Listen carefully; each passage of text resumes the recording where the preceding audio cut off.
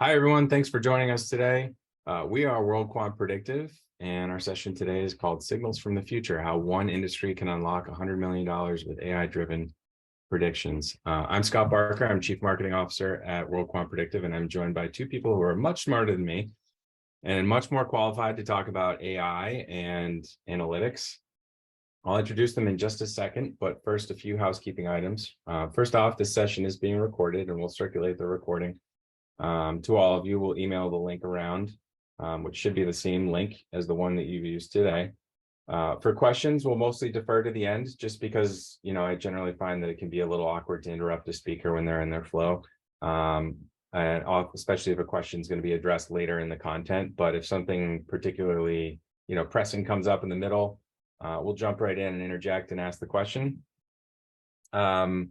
And then I would just encourage you guys to pop those questions into the chat. And if you're having trouble with the webinar today, first step, unplug it and plug it back in. So log out and log back in.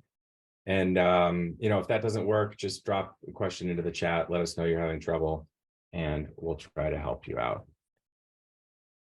So a little bit about what you can expect today from us. So first off, I'm going to kick off with just a few minutes about what we see as a gigantic missed AI opportunity amidst this wave of buzz and hype around AI that we've all been kind of subsumed by lately. And then we're going to talk, Miklos is going to dive into a market in need of AI assistance and talk through some analysis that we've done using our AI-driven predictions. And then Nicholas is actually going to walk you guys through a really important component of how we build and create accurate predictions with our models, signal detection, finding signals in data. And lastly, we're going to walk through, if you're compelled and intrigued by the information that we've shared in the previous sections, we're going to walk you through some next steps, some things that you can do to learn more and dig in further. So now, without further ado, our speakers.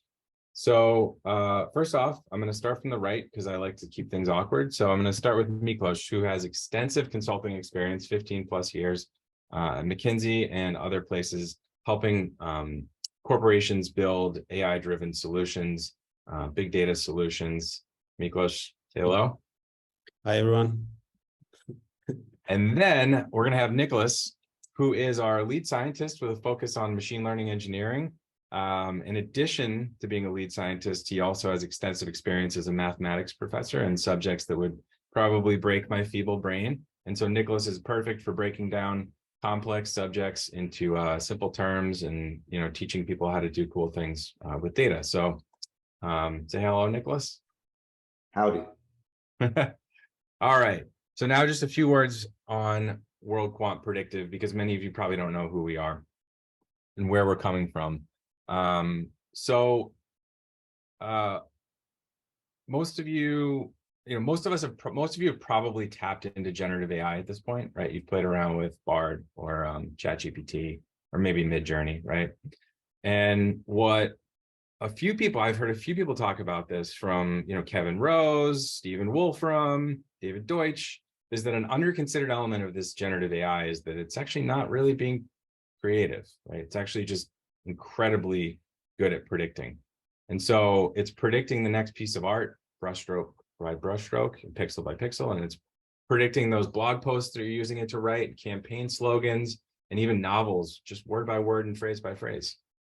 And so what we often wonder is it possible that we haven't yet capitalized on the best opportunity to wield this developing, burgeoning, constantly improving predictive power of AI?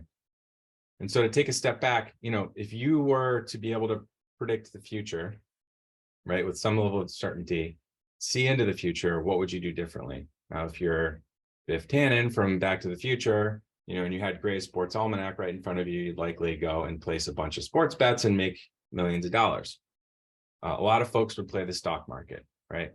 And essentially, World Quant Predictive, our heritage is in quantitative finance. So our founder Igor Trochinsky, came from the world of quantitative finance and had a vision of leveraging some of the techniques and philosophies and tricks that he had developed over the years for building and maintaining highly accurate predictive models and making that power available for corporations within specific use cases. And so essentially what we do is we borrow those philosophies and techniques, some of which we're going to talk through today, We scout and curate differentiated data from public, commercial, and non-traditional sources.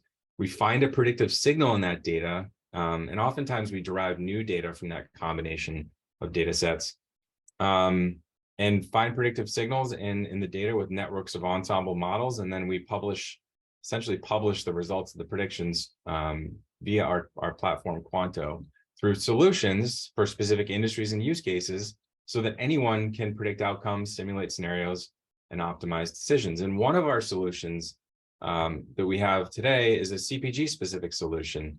And so now I'm going to turn it over to Miklos to talk about that CPG solution and some interesting predictions that we've derived from it. Perfect. Thank you. Thanks, Scott. So as you have mentioned and kind of hinted at, solutions can be built, leveraging AI can be built for essentially any industry, right? But today we will be talking about the CPG, the consumer packaged goods market, and specifically the skincare industry within that. So you might ask, why skincare, right? Why are we focusing on the skincare market?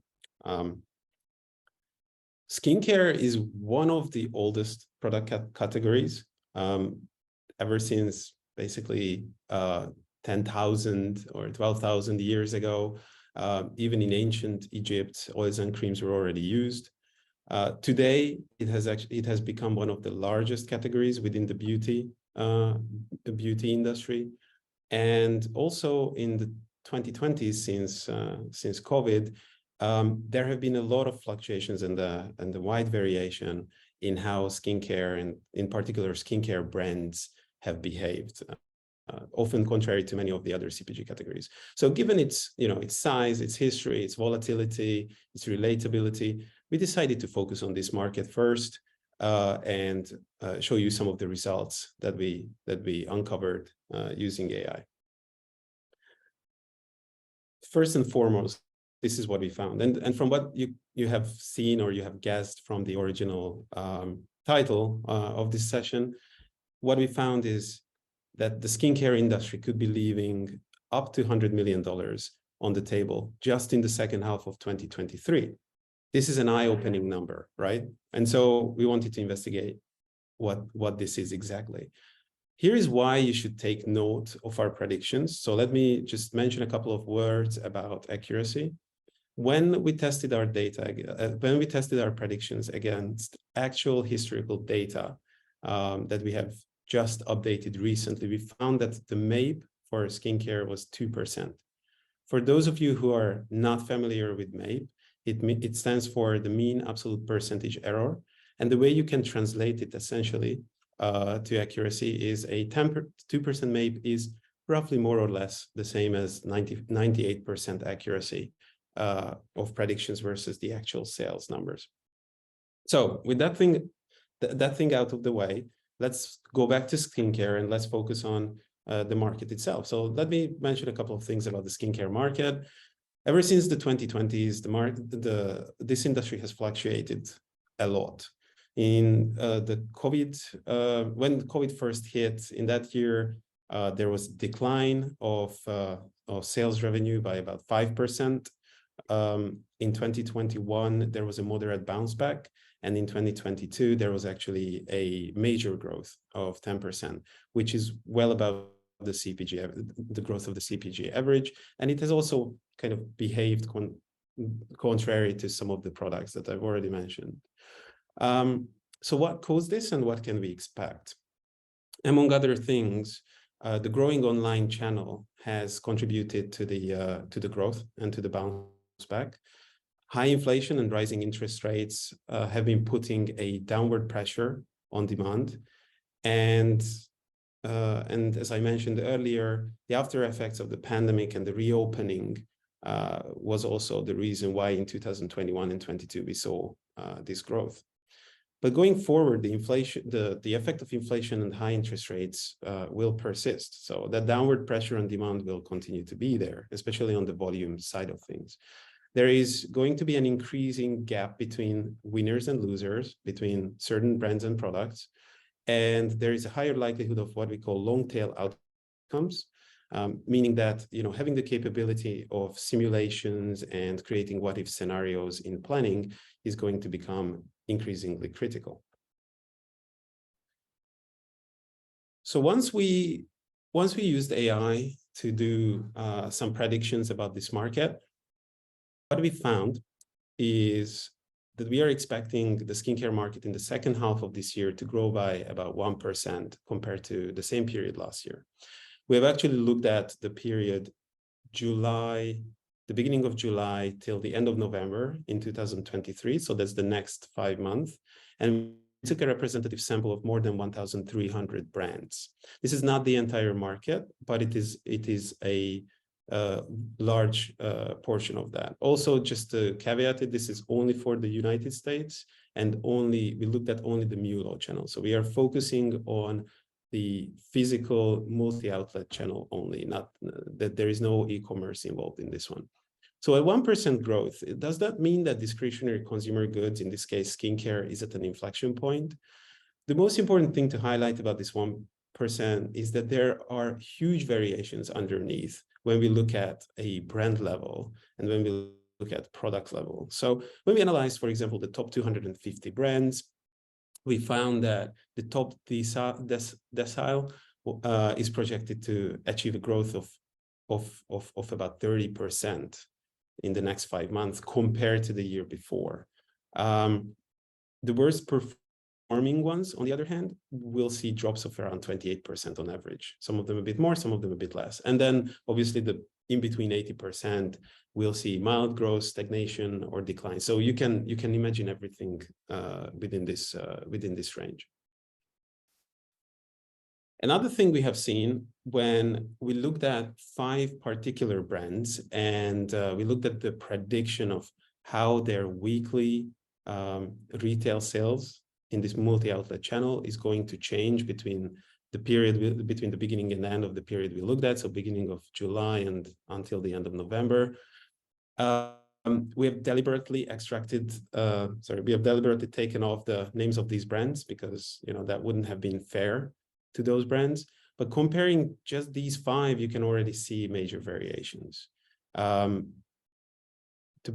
we call the sort of the bottom performer by the end of November is going to be 20 percentage points below the top performer when compared to the beginning of July. And even throughout the 22 weeks period, each week, some of these brands are going to see significantly higher retail sales values than their July numbers, whereas some of them are going to dwindle, right? There are lots of reasons for these differences. There is seasonality, there is a product mix, there is the brand strength, there is also the price elasticity of individual products within that product mix. So there are lots of different things that are contributing to this. But I think the most important question that we should be asking at this point is, especially if I'm one of these brands, how could I improve? How could I improve my retail sales? And is there any way that eventually AI would be able to help me? The most natural step that any CPG brand would be able to take is to change their pricing, offer promotions, offer discounts, and so forth. That's the easiest lever to pull, especially when we are talking about week-to-week changes. So we have also done another experiment. We took 941 liquid facial cleansers over this period. And we had a look at their price elasticities for every one of these products week by week. First of all, there is a huge variation. As you can see on this heat map,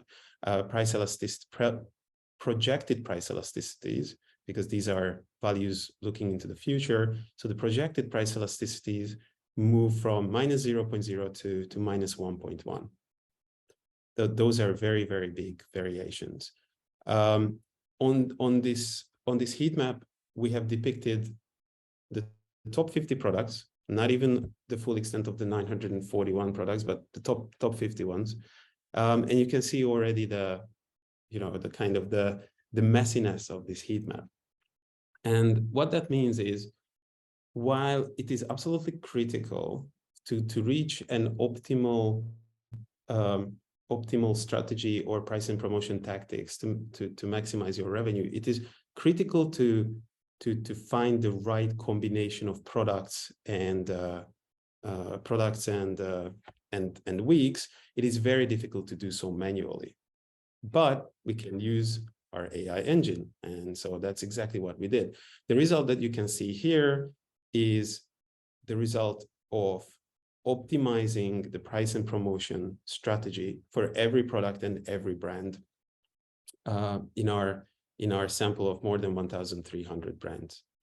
The result is that up to $100 million could be created in sales revenue for the skincare market.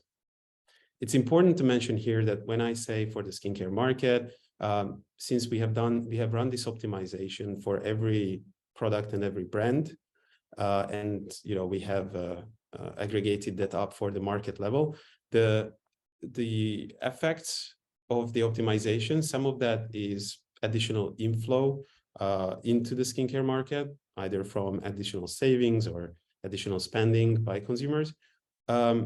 And there are also effects where brands, for example, compete away some of the demand from their competitors.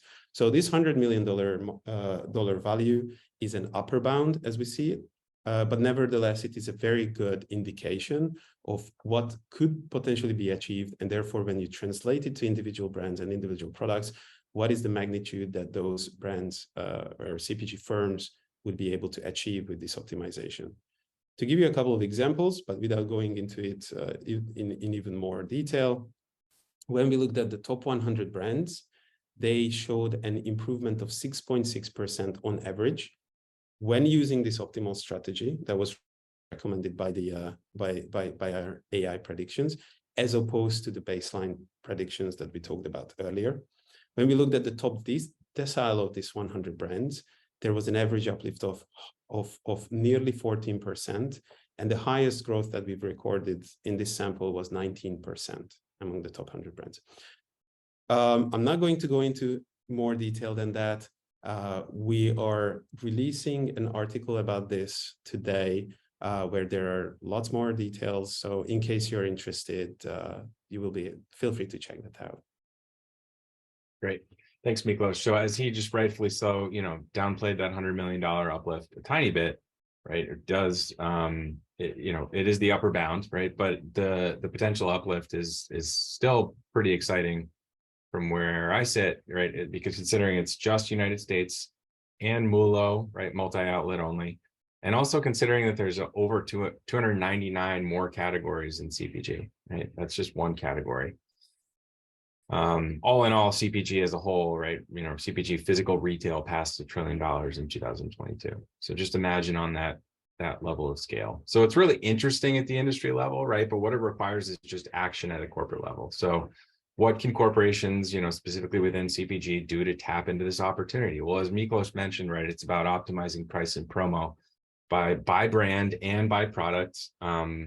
Theoretically, with AI to latch onto the optimal accuracy component that we've talked about, right? And that's exactly what Quanto for CPG immediately provides on day one. You log in, you get access to accurate predictions and price and promo optimization. So, we feel that those winners and that gap that Miklos talked about, which is going to grow between the winners and the loser, the winners will be optimizing their pricing and their promo by brand and product.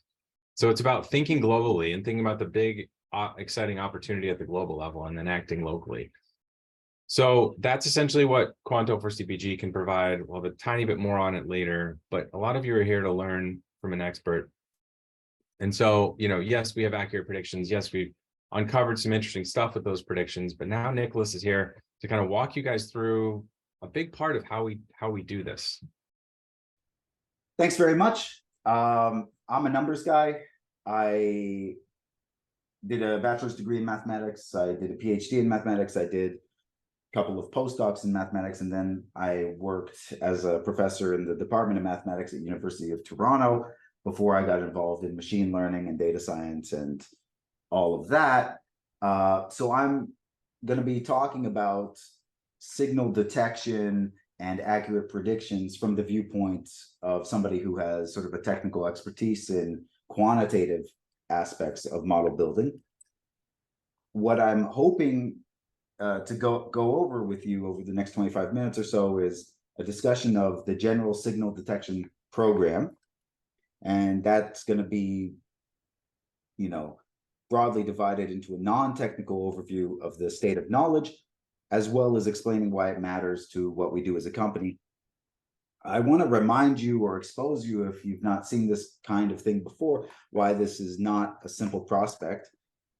Getting this right, detecting signals properly, requires technical, specialized skills, and it's not something that can be run out of your back pocket. Finally, I want to also touch on some of what makes our approach different, and in particular, how we know that what we're doing is right.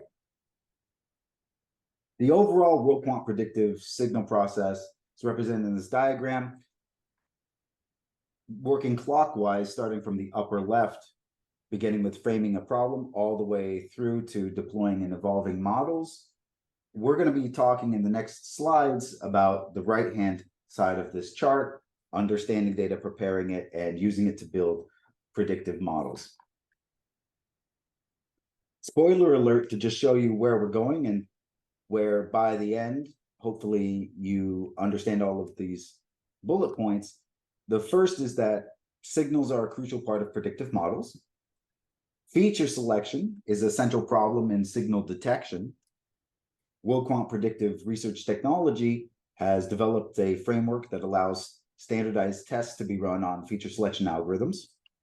The framework that we use gives us exceptionally rigorous form of quality assurance to the signal detection pipeline. It's allowed us to facilitate internally scientific discoveries, and it makes it simple to benchmark, test enhancements, and fine-tune our signal detection toolkit, which allows us to do very fast iteration on fairly deep ideas.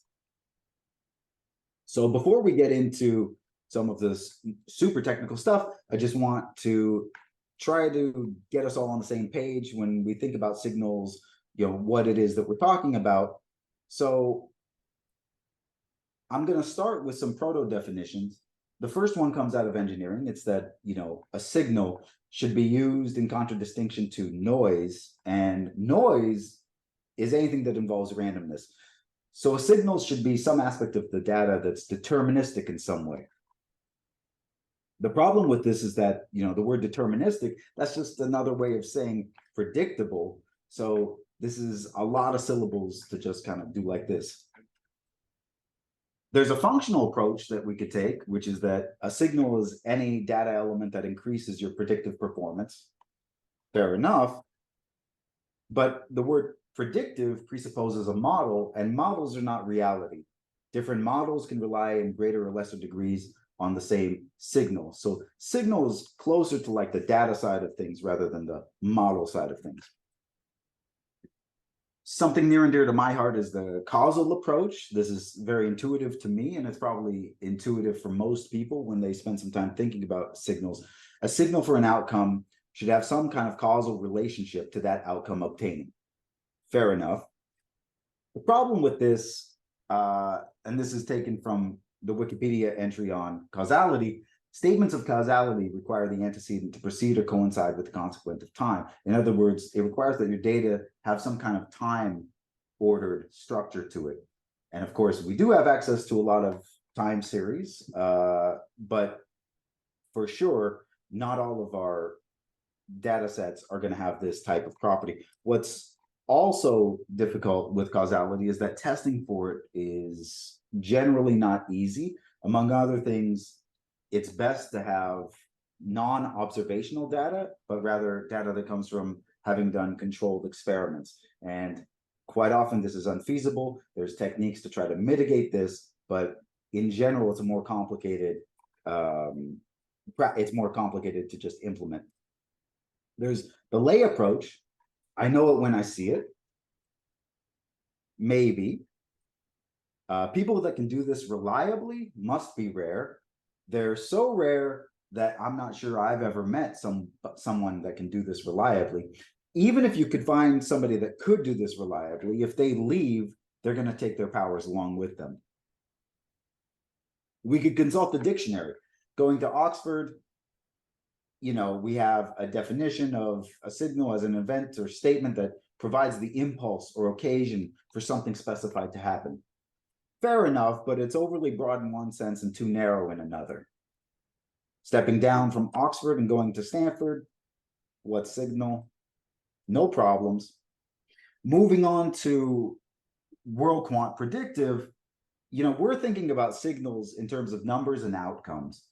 And so I want to give you this working definition and kind of keep it in the back of your mind for all of the material following on feature selection. Suppose I have a table of numbers and I've got associated outcomes that I'd like to predict. Those outcomes are things like, how much pet food is going to be sold, who's going to win the next presidential election, whatever. And suppose in that table of numbers that there's a column relating in some way to the outcome I care about predicting. The relationship can be obscenely direct, like general election vote counts, or it could be confoundingly opaque, like precious metals futures market liquidity. And it might have different importances in different models. It might have different strengths in different scenarios. It might have different influence in different times or regions or domains of analysis. Whatever that column consists in, I'm going to just declare that column to be worthy of the term signal. The problem here is that it's a mouthful, but the advantage is that it's sharp enough that it allows the machine learning practitioners to kind of craft techniques to address it.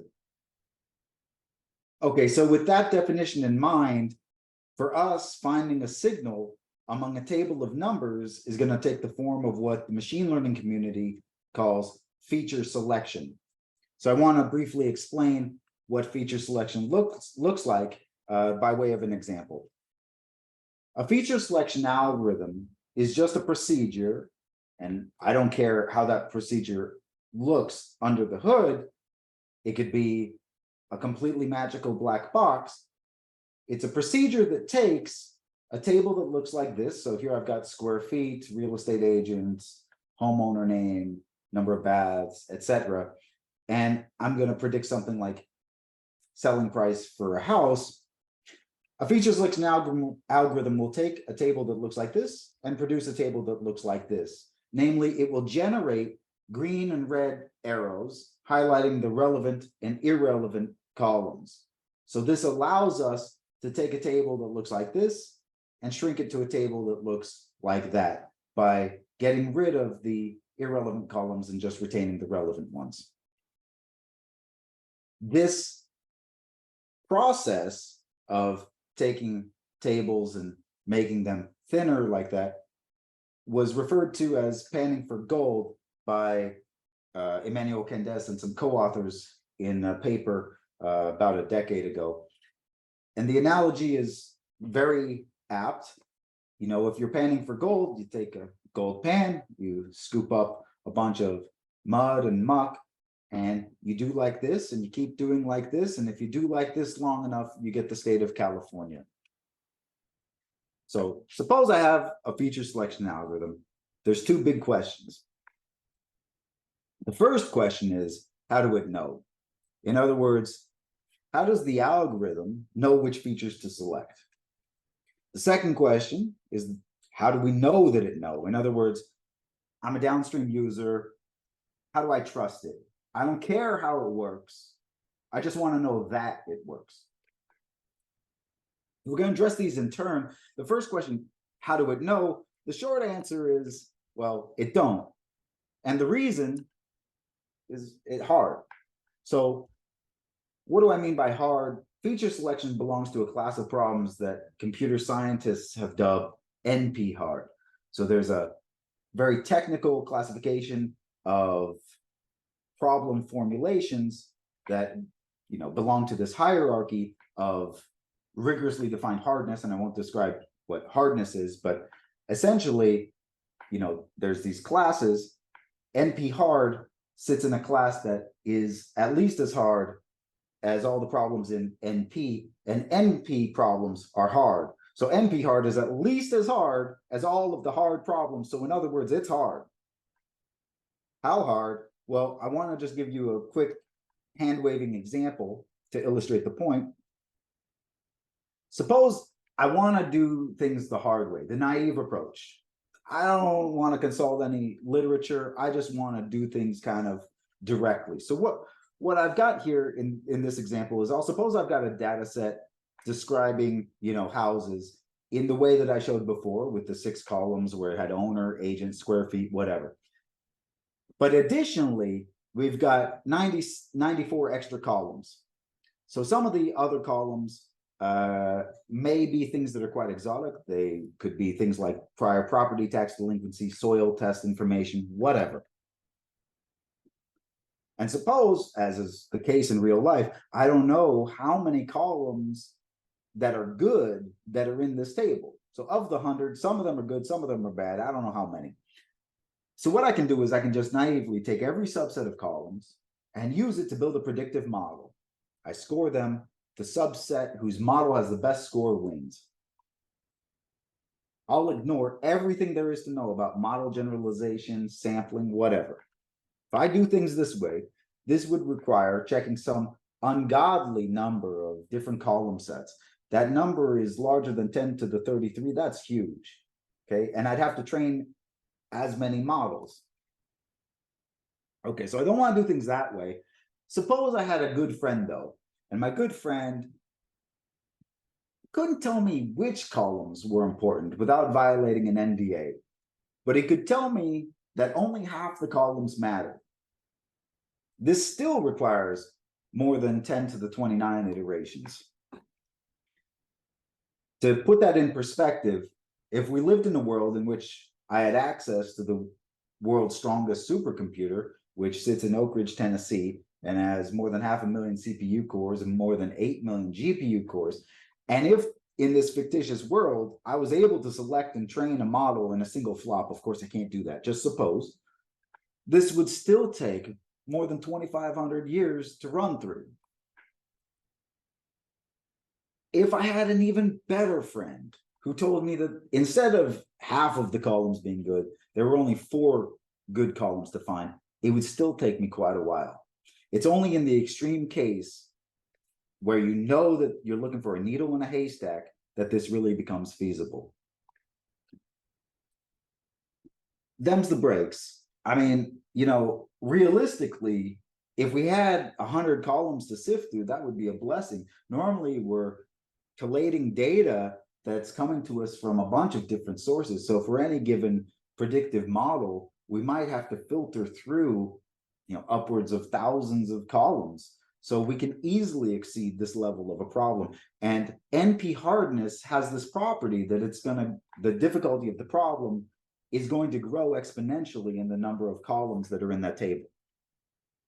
And unfortunately, NP hardness is like that. It's just a brick wall. It's something intrinsic to the problem formulation. It has nothing to do with, inferior algorithms or whatever. Now, you might be wondering, because there's a lot of discussion in the news about generative AI or whatever, can't AI just do this stuff? And no, generative AI is not solving NP-hard problems. But I heard ChatGPT or GPT-4 or something like that is going to replace all programmers and data scientists. No, there is no royal road to NP-hard problem solutions. NP-hard problems are hard. But can't quantum computers something or other? No, quantum computers do not solve NP-hard problems. Even if they could, and they don't, find me a quantum computer. But Michio Kaku said that quantum computers running generative AI programs could literally solve everything. And this guy has some serious credentials. All I can say to that is that there was a time that my uncle convinced me that Venice, Italy was named in honor of Venice, California. And my uncle actually has good credentials too.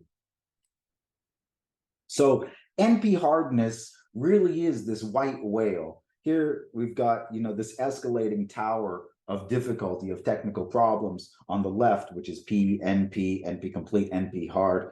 And on the right, we've got things that you might have heard of, like factoring numbers, inverting matrices, whatever. But we've also got neural nets, and you notice feature selection sits in the region that dominates neural nets. Neural net training is NP complete. Feature selection is even above that. Now, neural nets, even if you don't know anything about them or how they're trained, it must be a difficult problem to train a neural net, because look how powerful they are, look how expressive they are. I mean, that's the science behind generative AI. Okay. Well, I want to give a quote from Paul Graham in an essay he wrote almost 20 years ago. Fortunately, there's a natural fit between smallness and solving hard problems. Technical advances tend to come from unorthodox approaches, and small companies are less constrained by convention. I submit to you that WorldQuant Predictive is a fairly small company, and I am unconventional. I'm the type of person who does like to run upstairs towards hard problems. NP hard problems are like a giant attractor for certain types of personalities. So back to our program. How do it know? Well, I said it don't. Okay, fine. But just because it's impossible to solve doesn't mean people just give up. The long answer is that when people try to attack these NP hard type problems, they use something to do with statistics, broadly defined. There's a lot of algorithms out there that help with selection. Each one of them looks at the problem differently. There's too many to list. You may have heard of things like Lasso or Baruta. Very clever. I think they're both very clever, and they see wide adoption. We have our own secret sauce given at the bottom, which is a proprietary algorithm that we've developed in-house. Fine. So that's for how do it know.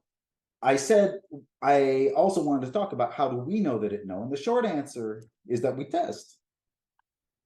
So what do we test? Well, we test performance, of course.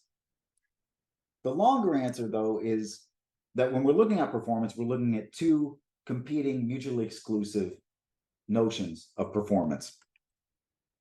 The first is false discovery rate. So what I do is I look at the percent of variables that you got wrong of the ones that you selected. Okay, that's false discovery rate. The other is power. So power is there are good variables. How many did you get? How many were you able to capture? So the best case is having low false discovery rate and high power. The worst case is having high false discovery rate and low power. That's what I mean when I say they're competing against each other. I can make false discovery rate 0 by just selecting nothing, taking a table and just doing like this, at which point I haven't captured any of the relevant variables, so I've lost all power. Or I could just select all variables, take the data table and just leave it alone. But in that case, I've maxed out on false discovery rate because I've made as many possible bad discoveries as I was able to make. So the best thing that I could do is kind of try to find a nice balance between these two. However, if you've paid attention to this, right, you think about it for a second, both power and false discovery require knowing ahead of time which variables are correct and which ones are incorrect. But if I knew that, I wouldn't need to test. In other words, to have the ability to test a feature selection algorithm, it seems like I already have to have a mechanism for selecting features that I can rely on. In other words, I have to have a feature selection algorithm just to know how good my feature selection algorithm is. That's a problem. So the framework that we've developed internally to look at this is what I'm calling an SAT for algorithms. So we have a signal detection pipeline, and for anything to make it into the pipeline, it has to perform well on an SAT. So what is this framework? Well, it's a Python repository. It's basically a package that contains a bunch of classes that are designed specifically for running standardized shootouts of performances among different feature selection algorithms. What is it? How does it do it? Well, it's doing simulations in highly controlled settings. I want to just briefly touch on what it's not, because what it's not is something that people might be more familiar with. And what it's not is what I would call a downstream performance tester. So downstream performance testing, again, this is not what the framework is, but this is an example of another way to sort of test out components that go into a signal detection framework. A downstream tester would look at model lift. So in this diagram, I've got two paths that I can go. I can go on the top path, or I can branch out and go on the bottom. And in the top path, well, in both paths, I start on some data sets, I clean them up, and then I have a decision. If I stay on the top, I do some kind of AutoML or something, which just means finding a bunch of, running through different models, hyperparameter tuning, optimization, etc., and then scoring them. On the bottom path, I do the same thing, only before I do that, I insert some kind of proposal for feature engineering, like feature selection. And at the end, I run comparisons between the two branches. And the branch with the best score wins. In other words, if the bottom branch outperforms the top branch, well, then inserting the feature engineering step is a good thing to do. Now, the reason why this is a little subtle is because the hyperparameter tuning that's going to come out of the training will depend, it is sensitive to what happens in the box marked feature engineering. So there's like this dependency among the components where there's not like this full nice clean modularity in this flowchart. Algorithmic performance, though, which is what the framework is something different. And this should help illustrate why it's different. What you do is you simulate a table of numbers. Let's call it table. The tables can come from a variety of distributions, different shapes, different noise values, etc. And then you can simulate a variable that you want to predict, money. Because I'm simulating it, I know exactly the relationship between table and money. So I know, for example, exactly which variables in table lead to money. Then I just run a selection algorithm. I can score its performance. Since I know the actual variables, because I've constructed them, I can compare those against the ones that are picked by the selection algorithm, and then I can compute the false discoveries and the power. And then I have to repeat this a bunch of times over a bunch of scenarios, where a scenario is defined by what kind of distribution the design matrix was, what shape it had, what the noise level is, etc. Unlike the previous downstream testing paradigm, with this algorithmic testing, I can fully isolate how well the feature selection performs at the single task at which it has been designed. So, at which it has been assigned, excuse me. So that's different than the downstream testing, again, because it doesn't suffer from this sort of bleed over effect where the components may interact. What makes the framework good sort of for the user is illustrated by this image. Here I've got 4 lines of Python code where I'm running some experiment, and I've indicated what type of response I want to get.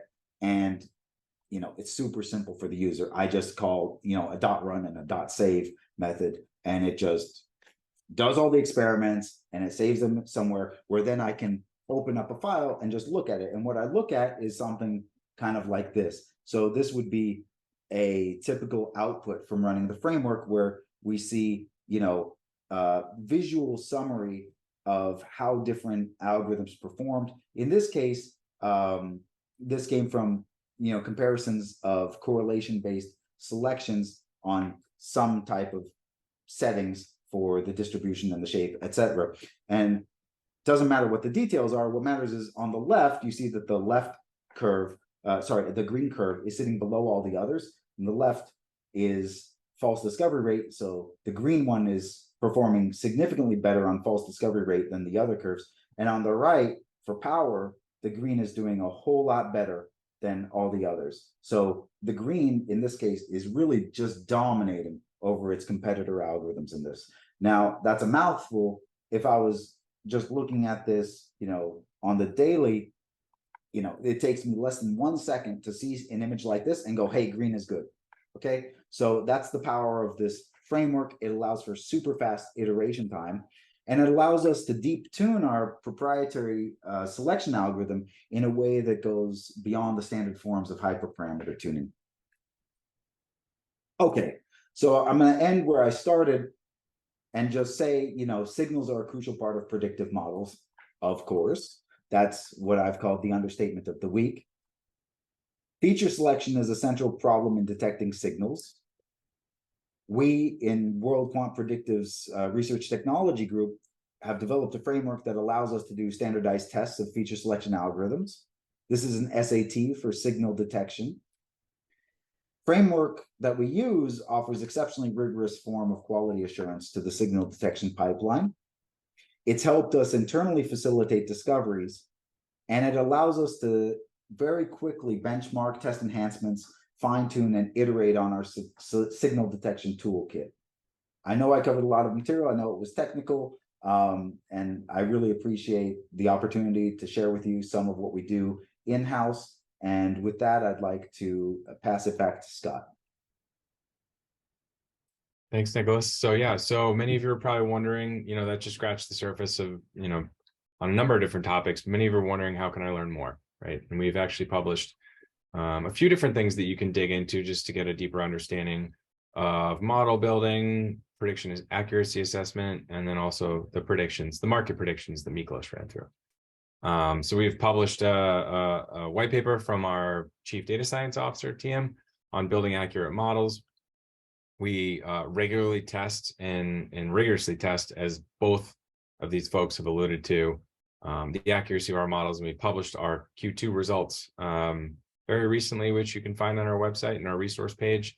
And then as of today, as Miklos mentioned, the CPG report, this is the first of many market prediction reports that will roll out, that found the interesting results about skincare that we shared with you today. Much deeper dive on that is available in the report, including more details on our methodology. So a lot of different ways to learn more about, predictive modeling, predictive signals, predictive accuracy assessment. So I want to wrap up with just a quick word on Quanto for consumer goods, which is the solution, powered by our models that is built specifically for CPG.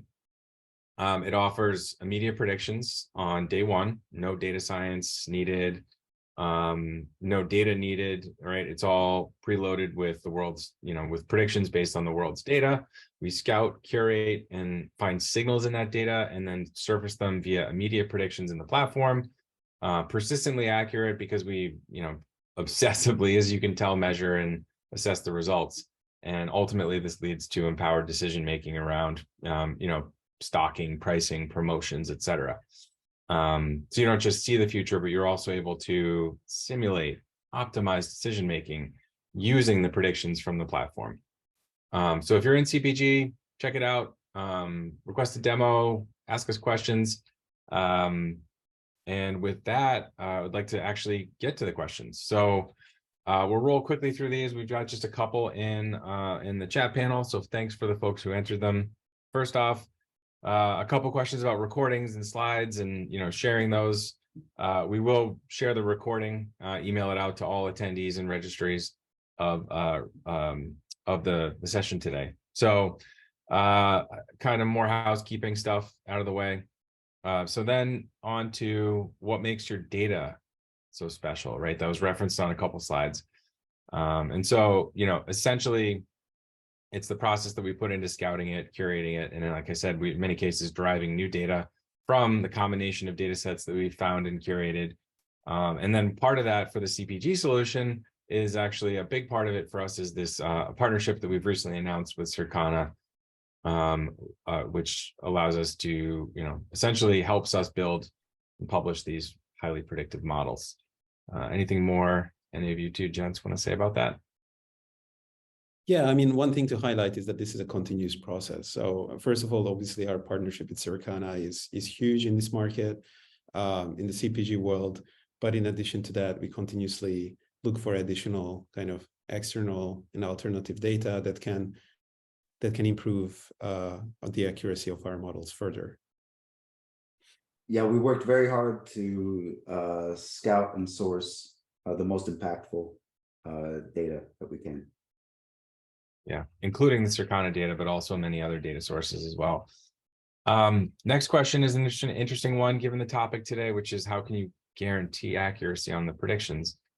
First off, I'll just say we don't guarantee accuracy, right? Anyone worth their salt would probably would definitely not guarantee accuracy of a predictive model. However, I'm sure Nicholas probably has more to say on this matter here. What we can guarantee is a process, and that the process has been thoroughly vetted, rigorously tested. We've done all sorts of back testing, all sorts of statistical validation. We have a lot of eyes on all of the time from inception to deployment. We've got numerous internal critical and skeptical stakeholders who really want to have their hypotheses disproven before anything reaches a consumer. Maybe Miklos can speak a little bit to that too. Yeah, absolutely. So as part of the process, one of the things we have always been doing is we have been backtesting the results, right? So in particular, we always, anyway, I'm not going to go into the technical details of it, but we keep a holdout sample and we test the results of our models and the performance of the models on that holdout sample. But in addition to that, one of the latest things that we have done now is, because a certain amount of time has already passed since we have done our first predictions for the skincare market, we were actually able to update our numbers with new historical or new fact data, and then compare the predictions to that new fact data. And that's where we saw this 98% accuracy, which was an absolute delight to see. Yeah, and just worth mentioning, because I don't think we've dwelled on it at all, but we do commit to a 15% MAPE. And what that just means is keeping the models in production that consistently deliver a MAPE, which we've defined earlier in the session today, of better than 15%. So what other industries do you cover? So that's probably a good question for Miklos there as our head. Yeah, sure. Very happy to answer that. So our primary focus at the moment is the CPG industry. Within the CPG industry, there are more than 300 categories as per the classification of Circana. Today we talked about skincare, but because of our partnership with Circana, we have access to all of the various categories, and so within the CPG industry we can cover every product, every brand. So come talk to us in case you're one of those brands or have products in that field. We also have a roadmap. So for example, for pricing and promotion optimization, we currently do not cover other industries, but some of them are on our roadmap. So in case you are outside of CPG, but would like to learn more and would like to see how AI and predictive models can help your industry, again, come talk to us and we can discuss whether it is on our roadmap. Great. Last question is a pretty easy one, but how long does it take to get predictions? Essentially, that's what Quanto does. So Quanto is our SaaS solution, right? We're doing a whole bunch of data science-y stuff on the background. But Quanto is our SaaS solution that you can log into and get accurate predictions about your brand and your products on day one if you're in.